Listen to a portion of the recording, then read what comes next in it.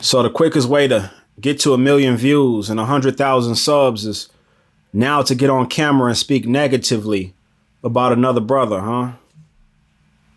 I just hope the issues are genuine. If so, they deserve to be called out because accountability should be handed out indiscriminately and at will. If not, we can't stoop that low for a click, bro. We can't do that. Like, I know positivity don't sell in our communities. I know that. The positive videos I drop, I know long before I write them, long before I record them, long before I edit and upload them, I know they are not going to do well. I know that as soon as I press publish, that video is destined for 47 views. But I have to be true to myself and my purpose. And my intent is always to improve my community. When I dropped that profanity-laced video 2 years ago called Your Kids Don't Owe You, the video that put this channel in motion, and I went off about the things that I experienced, people close to me experienced, and things that I was seeing with people around me at that time, that was a genuine expression. When I went on a rant saying stop lying to our youth, that was a genuine expression. When I told men to man the fuck up and stop allowing themselves to be disrespected, that was a genuine expression. None of my content is created based on the amount of views I think it will attain. I only care about the message. Y'all know this because in half of my videos, I don't even introduce myself. I get right to it. I don't leave a social media for y'all to follow me at. I don't put my email on the screen and say, hey, send me content to react to. In 95% of my videos, I don't ask you to like, comment, subscribe, or share. I'm 230 videos in and y'all don't know my Cash App. For a lot of content creators, that's the first thing they want y'all to know. Hit the Cash App, hit the Cash App. They ain't gave 10 seconds of information yet. Of course, I want every message I put out there to reach 1 million ears. Of course, I want y'all to like, share, and subscribe. I would have been able to do so much more for my community. Would have been able to spend so much more time with my family if y'all hit the Cash App. But I will not jeopardize the integrity of my message, of my work, of my brand for faster success. Every view, like, share, or sub will come from someone genuinely wanting to see this message spread. That's how you build a true community. Because after all, the success of my work will not be based on my personal success. It will be based on the impact that I was able to make, big or small, in my community.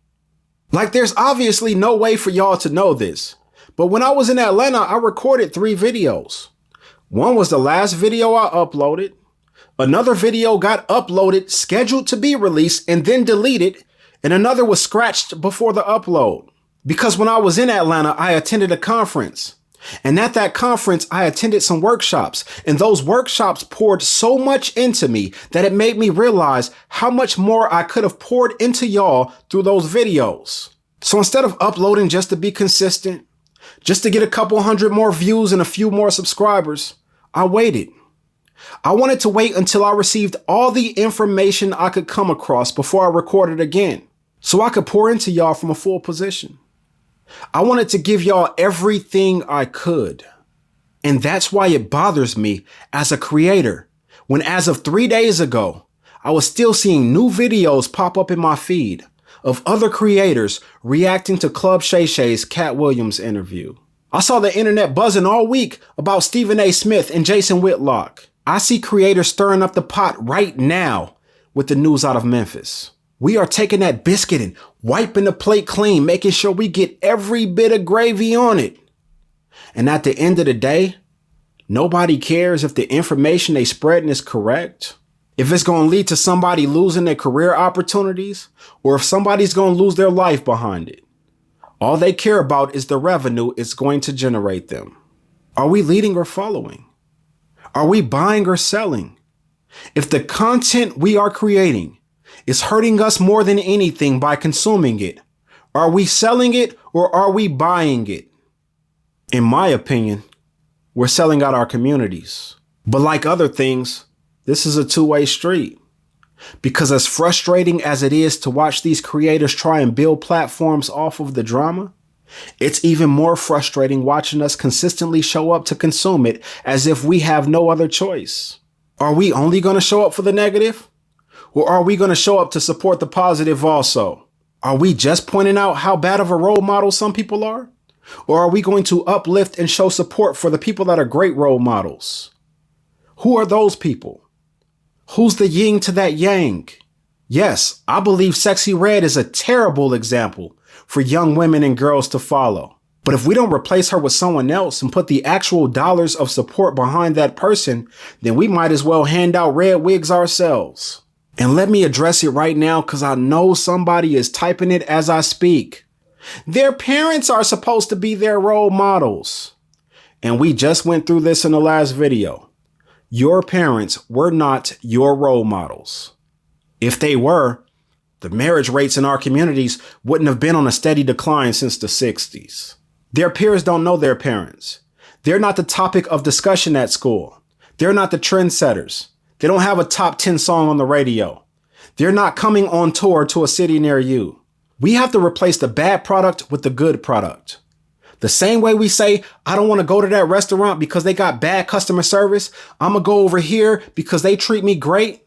That's the same way we got to say, I don't want to listen to Summer Walker because her music is toxic. I want to listen to Ombre because her music has a great vibe.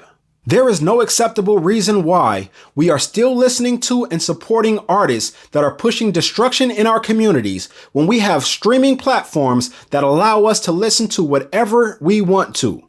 We could turn the radio completely off. Null and void.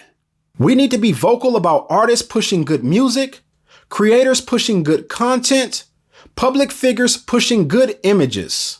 If you've noticed, I've always talked about how trash our culture is without going as far as saying rap music is trash. Because the rap music I listen to isn't trash. Don't shit on rap if you're not checking for when Kendrick, Cole, Reason, Ab-Soul, D-Smoke, or Rhapsody drop. Before you say R&B is dead, make sure you've heard Eric Bellinger's last 4 albums. Make sure you're listening for when Bryson drop. Make sure you have a healthy dose of Marcus Houston in your playlist. R&B fell to the underground. It's not dead. It gets play in my ride a day. Ombre gets mixed right in with Tiana Taylor and Kehlani, and they get mixed right in with Mary J. Blige and SWV.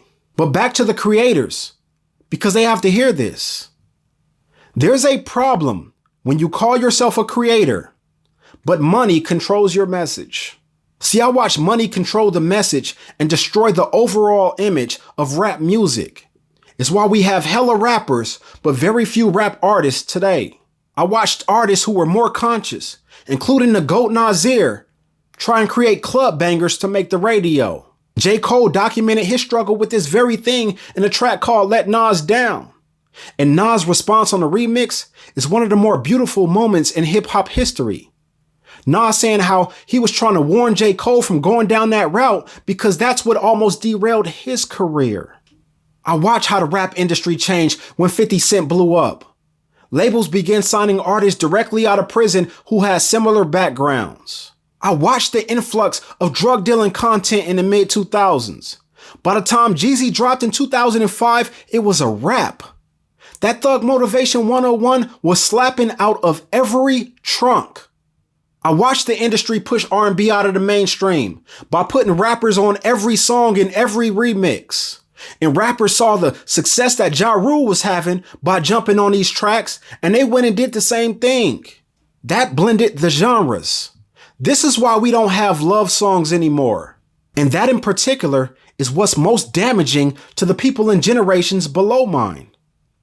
See, my generation, we had the privilege of growing up with some great music. No fault of our own, we just came up in a great time. There were so many classic albums that we had the privilege to enjoy as youth, and they helped make us into well-rounded beings. The greatest album, in my opinion, is D'Angelo Brown Sugar. Talking about generational gaps, that D'Angelo Cruisin' is smoking the original. Pun intended. There will not be a day that I'm alive where I'm not in the mood to listen to Mary J. Blige. Just won't happen. Somebody could play Sweet Thing right now, and even with me recording the video. I will love you anyway, even if you cannot stay. Think you are the one for me. Here is where you ought to be. I know my voice is terrible, but this is what Mary J. do to me. Sometimes it tripped me out when I sit back and think how we literally grew up on Boyz II Men. Toni Braxton, the miseducation of Lauryn Hill, that Baduizm, Silk Tonight, Donnell Jones, Where I Wanna Be, 100% Genuine, J.E. Heartbreak. These were great albums with good music. And we went out and bought it, called the radio station and requested it, waited for the top 8 at 8 with our cassette tapes ready to press record. For that reason and that reason only. Because it was good music. Not saying that there wasn't any filth flooring filth. You ain't gotta say too much from the look in your eyes. I can tell you what I'm just saying that we supported good music back then also. In closing, while I'm not happy with all of the back and forth I see going on between black men right now, I was happy about one interaction. That was when D1 called out Meek Mill and Rick Ross. Even though I'm a big fan of Rick Ross, I enjoy his writing. D1 showed no disrespect, no threatening tones, no challenging of manhoods, just 100% on principle and 100% correct to do so. Because we need that evolution, and someone needed to say it. Jay-Z said it best, and on to the next one. Niggas want my old shit, buy my old album.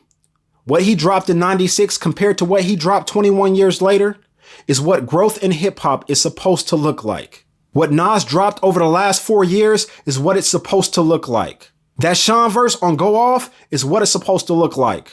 That Mr. Morale and the Big Steppers is what it's supposed to look like. And we need to see that across the board, both with creation and consumption.